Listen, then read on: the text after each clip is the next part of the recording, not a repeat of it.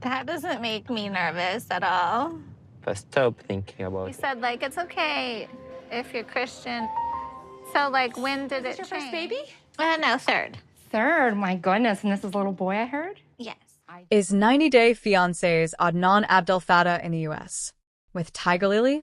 Clues after he teased new business. 90 Day Fiancé. Before the 90 Days stars Adnan Abdel Fattah and Tigerlily Taylor Abdel Fattah's cross-cultural relationship has become a flashpoint for scrutiny and speculation as they continue to defy the odds. The reality couple welcomed their first child together, son Zayn 11, after marrying at Bebek Halls in his home city of Amman, Jordan, and fans are eager to know if Adnan has relocated to America. Adnan made it to the United States to film the dramatic Season 7 tell-all in New York City alongside the couple's co-stars following his and Tigerlily's nuptials in September 2023. It's unclear whether or not Adnan obtained a spousal visa, which could be possible since they got married in Jordan. There is also a chance he obtained a tourist visa or working visa if Tigerlily is still legally married to her second husband, Darren Mark Taylor, in the U.S.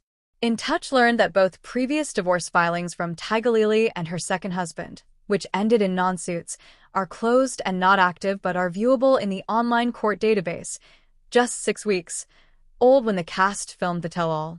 According to fan speculation, Adnan was in America as of June 2024, which means he would have been present at the birth of their baby. Tigerlily and Adnan have been discreet about whether or not Adnan has remained in America with her, although social media posts indicate she is residing in Texas. Both recent photos of the pair together were captured in Jordan and shared to her Instagram in November 2024. However, 90 Day Fiancé blogger Shaboodi also took to Instagram on November 30th, 2024, with smoking gun evidence that appeared to prove that Adnan was in Texas at the time.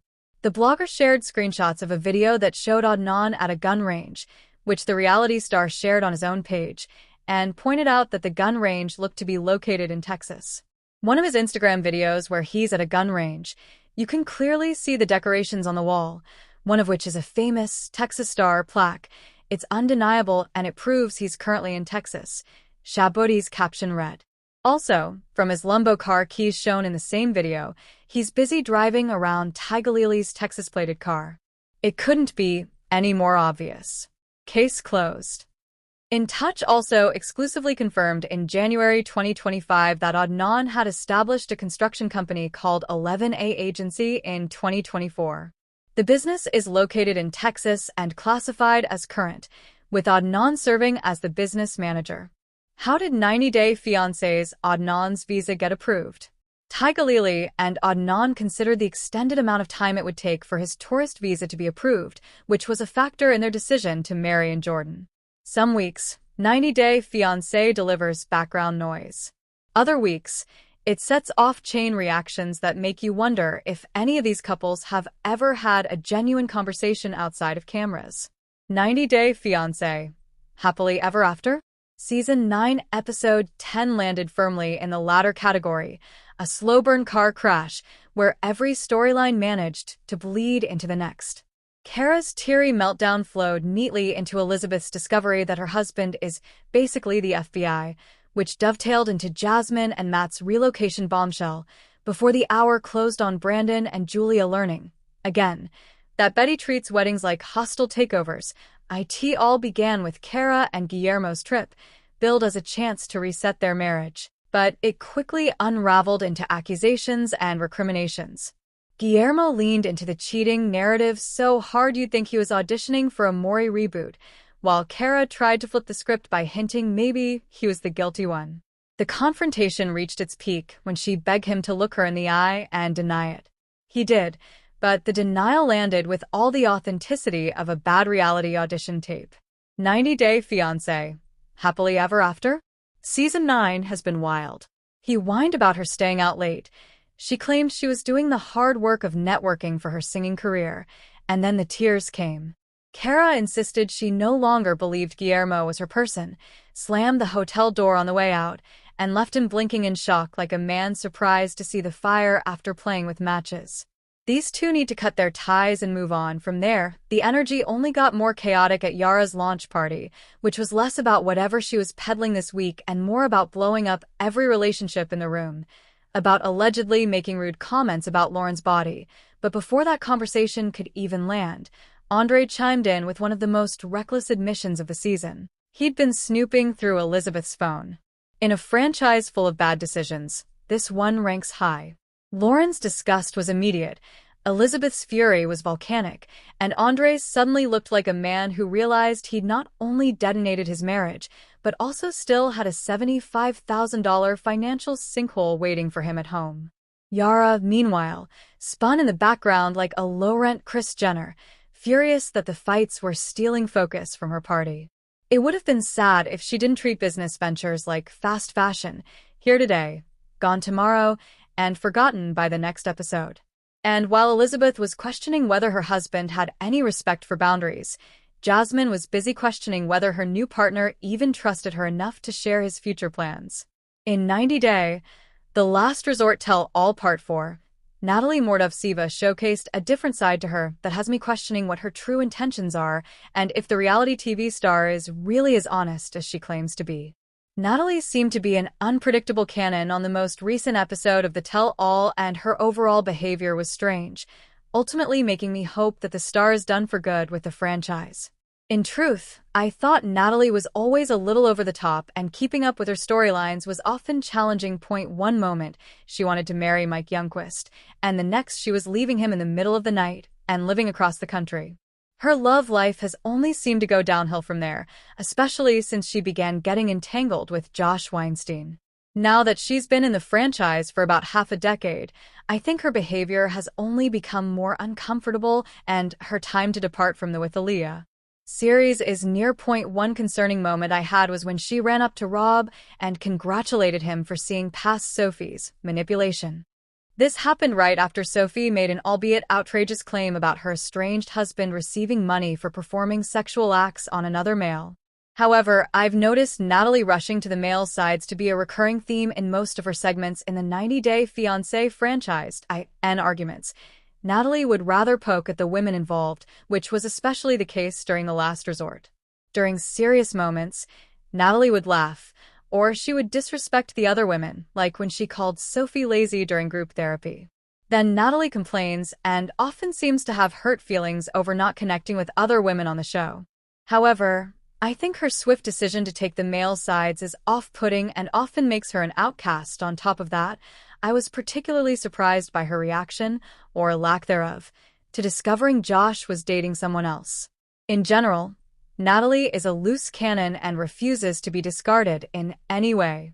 So I surely expected a much more alerting reaction to discovering Josh was dating Jen Pothast, the sister of another fellow 90 Day Fiancé star. Then I was further confused by her lies or gaslighting efforts to deny what occurred between them after the resort ended. Keeping track of what Natalie says and what the truth is has been difficult. But then I find her antics hypocritical, as she also grows frustrated with Josh gaslighting her and then does the same to others. I also think Natalie's tendency to flip-flop back and forth on her stories and call others liars only to be caught in her own web of lies has pitted the franchise women even more so against the Ukrainian woman. Overall, though, I find her behavior and her segment on the Tell-All to be just odd. I think the 90 Day Fiancé star and her antics are overplayed on the series. She's been on the series for over 5 years now, and I'm ready for her to exit the franchise. She's just as unpredictable as ever. But Jen made a point. Watching Josh and Natalie interact on screen for years made it painfully obvious he wasn't truly interested in her. Maybe she would be much better off searching for love off-screen and outside the reality TV community. 90 Day Fiancé's Sean Finch has made a few valid points about his sexual preference in his confessionals, but I still think he's mostly at fault for the dynamic he's in with his fiancée. Sean has been dating Aaliyah Batista for a few years now. When they first met, 90 Day Fiancé franchise star Sean identified himself as mostly gay and, at the time, Aaliyah was known as Douglas, is Aaliyah full-time, and her transition has led to a few concerns on Sean's part. For instance, Sean expressed his concern about not signing up for a relationship with a woman and their lack of a sex life. While I understand his point of view and think he does make a few valid arguments, I'm also infuriated by his actions that I think ultimately led him to this situation. Everyone is entitled to their preferences. Since Sean's marriage ended, he often preferred to date men. The 90-Day Fiancé star seemed to be open to maintaining the bisexual label, but his preference was to date men. When he met Douglas, he fell in love with the male persona Aaliyah portrayed back then. However, now that Aaliyah has confirmed Douglas is dead, Sean wants to be supportive but also doesn't care for the change in their relationship. In his confessionals, Sean has shared the discomfort of being with a woman again. He's even claimed that this wasn't the situation he signed up for and, in truth, I understand Sean's point of view. We can't help but like and be attracted to what's appealing to us. I also think everyone deserves to be true to themselves, explore their desires, and be free of situations that don't serve them. Overall, Sean seems open-minded and is attempting to be supportive, but I can't help but wonder if he's forcing himself to give up too much. Additionally, I wonder if having an open relationship is even more crucial now that his partner is Aaliyah full-time. While all of Sean's points are valid, and I can empathize with his situation, I think he's completely missing the mark here. Sean's been struggling with some of these concerns back in their 90-Day Fiancé, Love in Paradise segment. As he mentioned in his current appearance, in their last segment, Aaliyah was present full-time and their sex lives changed drastically. Sean had doubts even before he proposed, but he decided to continue with his plans. The previous season, Sean shut down Aaliyah's friend's line of questioning, which, albeit, was invasive, but her intentions were genuine. Sadly, his feelings never changed. As Aaliyah was on her way to America, he shared in his confessionals how he longed for the past. He had no idea how he'd be able to navigate this relationship well, and they had to get married soon. Nothing seems to have changed with their reappearance. Sean seems just as confused as ever, and Aaliyah is still distrusting of him since discovering they had an open relationship. The end. Douglas transitioning into Aaliyah is a fairly slow process, and more work is to be done for her to feel complete. If Sean was uncomfortable with this transition, he should have spoken up sooner. While I appreciate how hard he's trying to be an accommodating and a safe space for Aaliyah, at the same time, I think Sean will end up hurting her more because his intentions are coming from the wrong place. Overall, I think Sean's preferences are valid, but he needs to be more honest and transparent.